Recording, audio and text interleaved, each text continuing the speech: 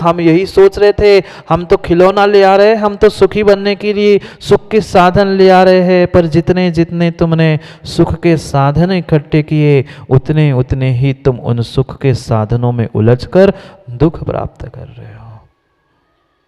कितनी कितनी विचित्र स्थिति है इस मन की, कितनी विचित्र स्थिति है।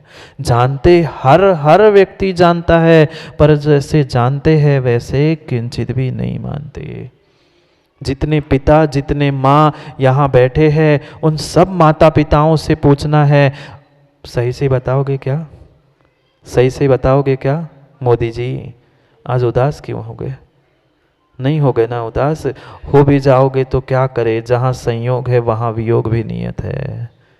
मैं पूछ रहा हूँ, जितने जितने माता पिता यहाँ बैठे हैं उनसे एक ही सवाल है, सही सही बताना, आप सभी लोग शादी करके खुश है ना? ईमानदारी से कहना, मुझे विश्वास है गुरु के देवशास्त्र गुरु के सामने झूठ नहीं बोलोगे। मोदी जी बोलो ना। मोदी जी कह रहे हाँ महाराज जी खुश है। नहीं तो ऐसे कह दो नहीं महाराज जी खुश है। भले ही स्वीकार करो नहीं करो, अपने अंतर मन में ही, मुझे मत कहना, अपने आप भीतर में ही गवाह देना कि अगर मैं वास्तव में सुखी होता तो क्या कुछ नहीं होता। पर नहीं है, ये साक्षात साक्षात प्रमाण पत्र है। और एक छोटा सा काम कर लेना फिर माँ पिताओं, एक छोटा सा और जरूर काम कर लेना। आप भले स्वीकार करो नहीं करो, एकांत में अपने बच्चों से, अपने संतानों से माँ अवश्य कहना कि बेटा मैं तो सुख शांति की खोज में जिस कन्या को ले आया या पिता का घर छोड़ के दूसरे घर में आया हूँ, वहाँ पर मुझे सुख मिला। ये पक्का है, जिसका जैसा नियोग होगा वो वैसा काम करेगा। पर कम से कम कल ये तो नहीं होगा कहने के लिए कि मुझे कोई कहने वाला नहीं था। मैं गड्ढे में गिर चुका हूं, मुझे दुख है, मुझे परेशानी, मुझे कष्ट है। कम से कम आने वाली पीढ़ी को, आने वाली संतान को इतना, अगर पिता और माँ ईमानदार हो, धर्मात्मा हो, बस एकांत में अकेले में कान में कहना, ये पक्का है रवि भाई, उसका जैसी उसकी होनहार होगी वो वैसा ही काम करेगा। पर आप कहने से चूकना मत कि बेटा मैंने जो सुख की कल्पना करके, जो भावना भाकर दुख खरीद के लाया हूँ, ऐसा दुख खरीदने तुम मत जाना। आलोक भैया कह दोगे? कह देना। अगर सच्चे पिता है तो सच्ची माँ और सच्चे पिता कभी भी बेटे को गड्ढे में डालेंगे ना। पर क्या करे, हमारी आदत हो चुकी, हम गिर गए सो तुम्हें और गिरा दे, लो धक्का मार के। क्यों? कर्तव्य नहीं है, जे कर्तव्य नहीं है, जे कर्तव्य चंद्रे जी भूल चल रही है, बहुत बड़ी भूल चल रही है। ये कर्तव्य श्रावक के यही नहीं है। 6 कर्तव्य बताए ना, उन कर्तव्यों को तो पाल नहीं रहे हैं। बच्चों को जन्म देना, उनकी शादी करना, उनको, हम गड्ढे में गिर गए, हमारी कट गई सो तुम्हारी भी काट दे, ये कोई कर्तव्य नहीं होता। नहीं होता, हो ही नहीं सकता। कर्तव्य वही होता है, धर्मात्मा वही होता है जो अपने आने वाली संतान को धर्म के मार्ग पर लगाता है। अरे हम तो झुलस ही रहे हैं, हम तो जल ही चुके हैं, अब तुम्हें मैं जलने से बचा लूं, कम से कम सत्य मार्ग बता तो दूं। तेरा जैसा उपादान होगा, तेरी जैसी होनहार होगी, वैसा होगा, ये भी पक्का है। पर कम से कम कल उत्तम चंद जी लोग ये तो ना कहे, संतान ये तो ना कहे हमसे किसी ने कहा ही नहीं था। नहीं तो मैं भी, आते हैं ऐसे बहुत सारे लोग, महाराज जी पहले ही मिल जाते ना तो हम आगे बढ़ते ही नहीं। अब तुम बढ़ चुके हो, तुम गड्ढे में पहुंच चुके हो, कम से कम आने वाली संतान को एक बार जरूर कह भर देना, हमने अपने उत्तम पिता के पद का निर्वाह किया, उसका जैसा उपादान होगा फिर वो वैसा काम करे, फिर खूब करा देना। पर कल कोई कहने वाला ना मिले कि ऐसा क्यों हुआ, कोई समझाने वाला नहीं था क्या?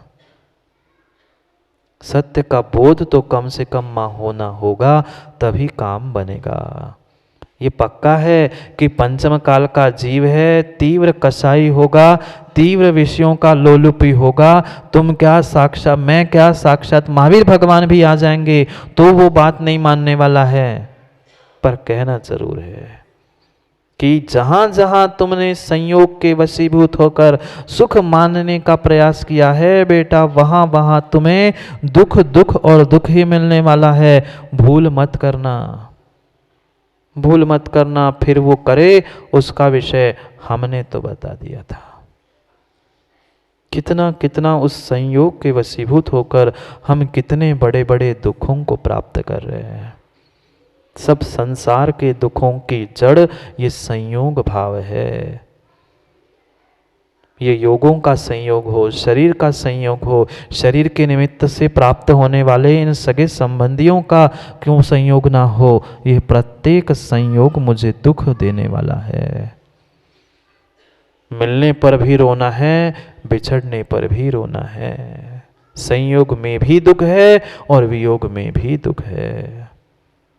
परम परम सत्य है ये। जब तक हमें उस संयोगी भाव के निमित्त से ममत्व भाव उत्पन्न नहीं हो रहा है, तब तक हमें उसमें कभी राग, कभी द्वेष, कभी इन बातों को समझने के लिए शक्ति प्राप्त नहीं हो पा रही है। पर यह पक्का है, अपने अपने दुख को रोता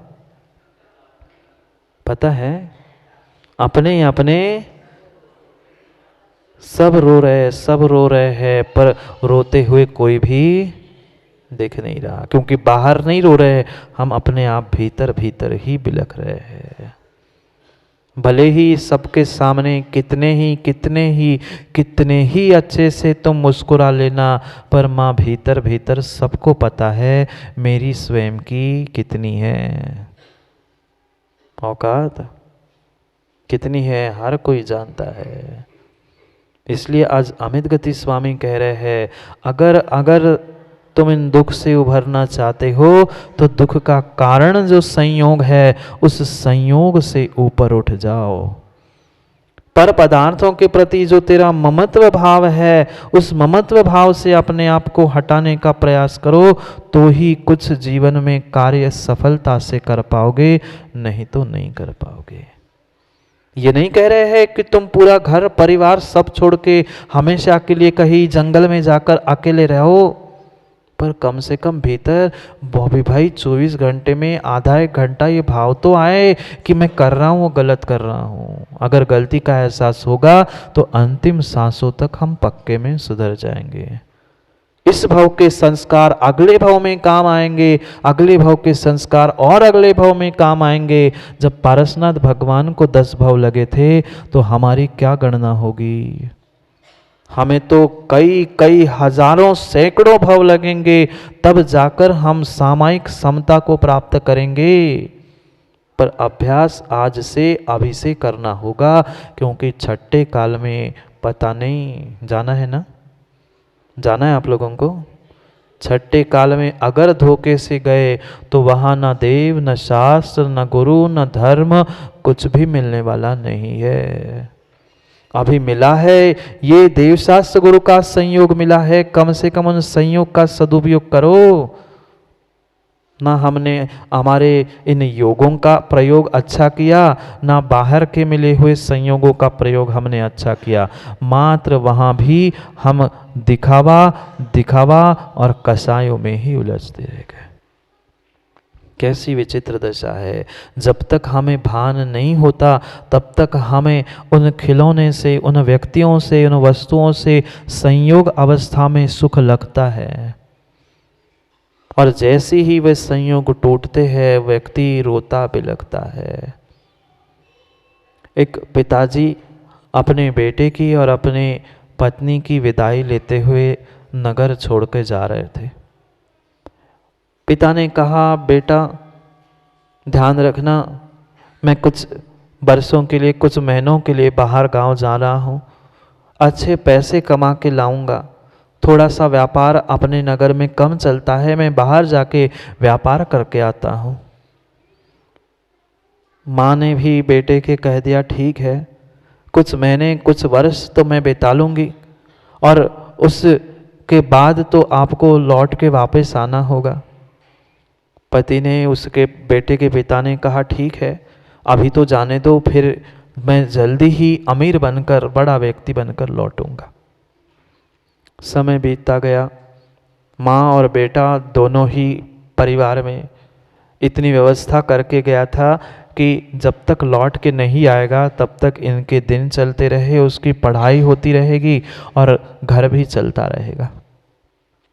कुछ साल बीत गए, बेटा थोड़ा सा समझदार हो गया, थोड़ा सा बेटा समझदार हो गया और पढ़ाई लिखाई में भी होशियार था। अचानक एक दिन उन बेटे और माँ के खुशियों का पारावार नहीं समा। वे अपने आप को संभाल नहीं पाए, क्योंकि बेटे के पिता का पत्र आया था कि मैं अमुक तारीख को, इतने तारीख को मैं पहुंच रहा हूं बड़े शहर में, वहाँ पहुंचूंगा जहाज से और शाम तक घर में लौट आऊंगा। बेटा खुश हो गया, सोचता है इतने सालों बाद मेरे पिताजी लौट के आ रहे हैं, क्यों ना ऐसा हो कि मैं शहर तक उनको लेने के लिए जाऊं। माँ ने खूब कहा कि बेटा अभी तू इतना समझदार, इतना बड़ा नहीं हुआ, इतने बड़े शहर में तू कहाँ रुकेगा, कहाँ क्या करेगा, मत कर। पर हट तो हट, बाल हट, स्त्री हट, इसके सामने किसकी चली। उस बालक ने हट पकड़ ली कि नहीं माँ, इतने सालों बाद पिता आ रहे हैं, हर साल मैं पिता की राह देखते देखते इन आँखियों को तरस गया हूँ उन पिता को देखने के लिए। हर साल मात्र मैं तुम्हारे साथ मेरे मित्रों के पिता, उनके सब कुछ मैं देखता हूँ, मैं भीतर अब नहीं सहन होता, मुझे तो पहले जाके पिता से मिलना है। माँ कहती है बेटा तू कैसे जाएगा अकेले।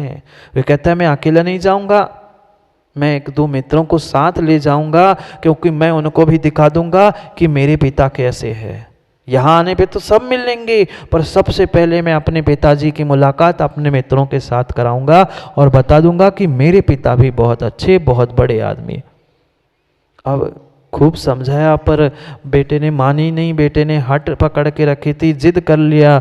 माँ ने कहा ठीक है बेटा, ध्यान रखना पर अपना, स्वयं का, और जो साथ जा रहे हैं उनका भी, और उनके माता पिता और उन सब से कह दिया। और वह शाम को रवाना हो गया, शाम को जाकर रवाना हो गया। और उसे पता था एक धर्मशाला है, वहाँ पर उस धर्मशाला में जाकर विश्राम करना है। वैसे ही पहुंचा वह शहर में, और पास की जो धर्मशाला उसे पता थी, उनके मित्रों को पता थी, वहाँ वह पहुंचा। पर अचानक कुछ ऐसी विषमता थी कि वहाँ पर उस धर्मशाला में उस दिन कोई भी कमरा खाली नहीं था। कोई यात्री वहाँ आए थे, बहुत बड़े सेठ जी थे, उनके साथ बहुत बड़ा तामझाम था, बहुत सारे लोग थे, और उनके कारण से धर्मशाला के सभी कमरे भर चुके थे, कोई खाली नहीं था। बेटा वहाँ के उस चौकीदार से कहता है चौकीदार कुछ कमरा दे दो, कुछ स्थान दे दो, मैं कहीं विश्राम कर लूँ, ठंड के दिन है, कहाँ बाहर सोऊंगा। वो कहता है भाई कमरा खाली नहीं है, मैं कहाँ से दूँ। वो कोई सेठ जी आए हैं, पता नहीं कहाँ से आए हैं, उन्होंने सब कमरे अपने लिए है और जगह ही नहीं है, स्थान ही नहीं है, क्या करूँ। वो कहता है कि भाई कुछ तो कर ले, हम 2-3 लोग हैं, बस रात ही की बात है, सुबह मैं चला जाऊंगा, मुझे कुछ नहीं चाहिए। वो चौकीदार मना करता रहा। धीरे से बालक समझदार था, जेब में से एक नोट निकाली। जैसे नोट निकलती है वो तो बड़ों की तो पूरे ऊपर से नीचे ही घुस जाती है। जैसे ही उस नोट को देखा उस चौकीदार का ईमान, बड़े बड़े लोगों का जब ईमान ढल जाता है, तो वो तो चौकीदार था, उसने वो कड़क नोट देखी, उसका भी ईमान ढलपुल हो गया। और जैसे ही उसने नोट पकड़ी हाथ में, उसने कहा ठीक है, कमरा तो नहीं है, तुम काम करना, मैं चौकीदारी गेट पे करूंगा, तुम मेरे कमरे में तुम लोग सो जाना, तुम लोग मेरे कमरे में छोटे से सो जाना, रात भर ही तो सोना है। उसको फिर दया भी आ गई, पैसे भी मिल गए, उसने अपने कमरे में सुलाया, वो बाहर चौकीदारी करने लगा। कुछ अचानक ऐसी घटना घटी, जो वह बालक था जिस पिता की खोज में वह आया था, वह सो भी नहीं पाया 1 घंटा, उसके अचानक पेट में दर्द हुआ। घर का खाने वाला शहर में आकर बाजार में उस दिन पहले आया, सब बाजार की सामग्री खाली और अचानक बहुत पेट दर्द होने लगा और चिल्लाने लगा, बिलखने लगा, रोने लग गया। धर्मशाला में सेठ जी थे। अब सेठ जी तो सेठ जी होते, बड़े आदमी थे। अब उनकी नींद डिस्टर्ब होने लग गई, आवाज़ चिल्लाने की और उस बिलखने की आवाज़ आई। उसने चौकीदार को बुलाया, क्या हो रहा है?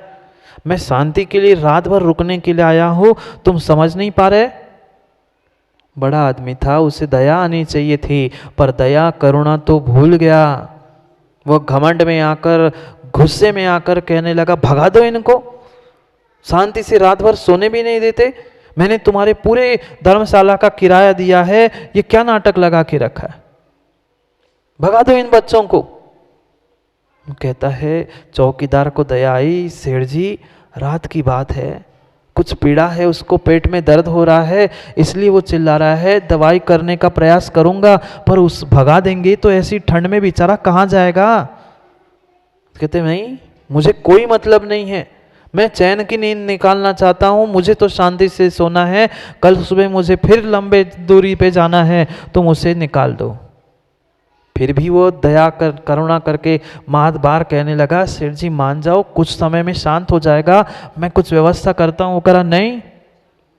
सेठ जी ने पुनः जेब में से हाथ डाला और पुनः जैसी नोट दिख गई, चौकीदार तो नौकर था, चौकीदार तो चौकीदार था, उसकी पुनः ईमान बदल गया, गई दया करुणा सब भूल गया और जाकर उन तीनों बच्चों को कमरे से, धर्मशाला से बाहर कर दिया। वह जनवरी की पूस माह की ठंड, वे तीनों पहले ही उस बालक का बेचारे का पेट दर्द करते वह परेशान हो गया था और ठंड में जाकर उसको छोड़ दिया। वो भी रोने लग गए। दोनों मित्र कहने लगे, रात में हम कहाँ जाएंगे, इसका पेट दर्द हो गया है, मर जाएगा ठंड में, मत निकालो। पर सबसे बड़ा रुपया, ना बाप बड़ा ना भैया, सबसे बड़ा रुपया, जहाँ ये मिल जाए फिर कोई नहीं दिखता। निकाल के बाहर कर दिया। वह सामने जाकर मंदिर के सामने उस ढलान पे पड़ गया।